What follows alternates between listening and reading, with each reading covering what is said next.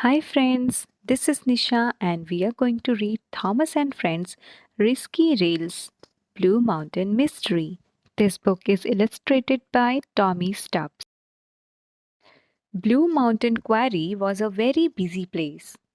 Owen moved equipments up and down the steep walls. Rusty shunted trucks of slate. The quarry engines were smaller and lighter than the other engines and ran on special tracks. Paxton, a visiting diesel, was impressed by the hard-working narrow-gauge engines. Suddenly, with a rumble, Blondin Bridge began to collapse.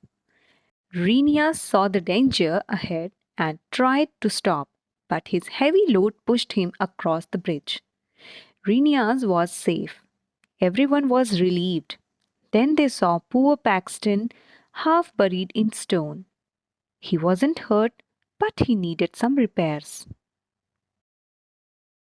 Sir Topham Hatt asked Thomas to work in Paxton's place. I like working with my narrow gauge friends, he peeped.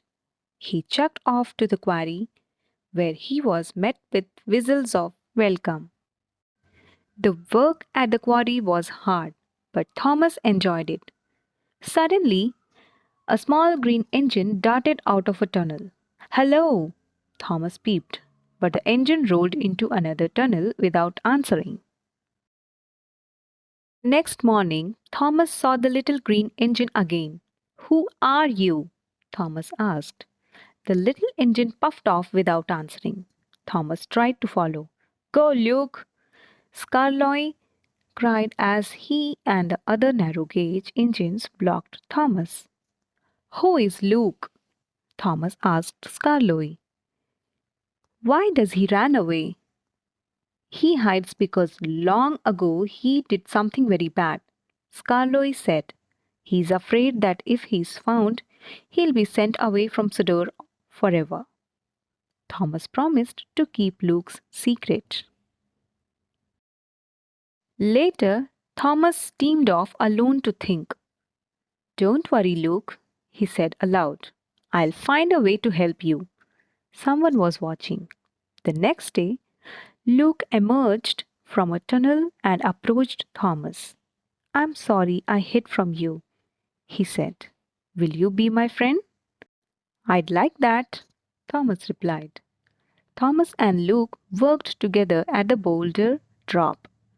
Thomas asked Luke why he had to hide. They didn't notice that Paxton, who had returned to the quarry, was listening as Luke told his story. I came to the island of Sodor by boat, Luke began. There was also a little yellow engine who spoke a strange language. While I was being lifted off the boat, I bumped the yellow engine and he went splashing into the sea. Paxton couldn't believe what he had heard. He raced off to tell Diesel. At that moment, an idea flew into Thomas's funnel. I know what I'll do, he said. I'll find out what happened to that little yellow engine. Maybe he's at the diesel works? Thomas was shocked to hear Paxton repeating Luke's story to Diesel. We have to tell, said Diesel. Luke will have to leave Sodor forever. Thomas had to find the little yellow engine. He chuffed to the steamworks to talk to Victor. That engine was me, Victor said. Victor's story about his journey to Sodor matched Luke's. But there was one big difference. The chains holding my wheels were broken, he said. That's why I slid into the sea when the green engine pumped me. When Cranky fished me out, I was in a terrible state. It was an accident, peeped Thomas, and you were repaired. Yes, said Victor. I chose to be painted red, a new color for my bright new life. I have to tell Luke, Thomas said. Is Luke the little green engine? Asked Victor. Yes, said Thomas, and he needs your help. Later, Diesel and Paxton found Luke at the quarry. Luke rolled up the narrow gauge tracks where Thomas and the other engines couldn't follow. You can't hide now, shouted Diesel. Sir Topham Hatt is coming to kick you off the door. Even Thomas can't save you. Yes, I can. Thomas peeped as he sped into the quarry. Rocky and Owen helped Thomas climb all the way up quarry's wall. But Thomas's wheels were too big for the narrow gauge tracks at the top.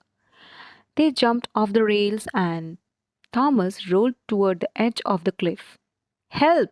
Thomas peeped. Just then Luke came around the bend. Watch out, Thomas! Cried Diesel. He's going to push you off, just like he did that yellow engine. Don't worry, said Luke. I'll pull you back to Owen. And slowly but surely he pulled Thomas back toward the platform.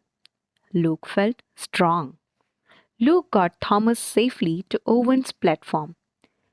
But the two engines weighed too much for Owen. The platform began to drop straight down. Cinders and ashes, peeped Thomas. There's wind. Sparks flew, but Owen brought Thomas and Luke safely down. Just then, Sir Topham Hatt arrived with Mr. Percival, the narrow gauge controller. They were confused and angry. Then Victor steamed into the quarry. Luke, you didn't push me, he said. It was an accident. Sir Topham Hatt was upset with Diesel. You didn't find out what really happened, he said, and the real story is what matters. Well done, Thomas, said Sir Topham Hatt. Today is a happy day for Mr. Percival and his engines. Thomas has made it a happy day, sir, Luke said. He's my hero and my friend. Thomas and all his friends, new and old, whistled happily. The end. I hope you enjoyed listening the story of Thomas and Friends Blue Mountain Mystery Risky Rails. If you did, then please share with your friends and subscribe and hit that bell icon so you don't miss any update from my upcoming videos. Thanks for watching. Take care and bye-bye.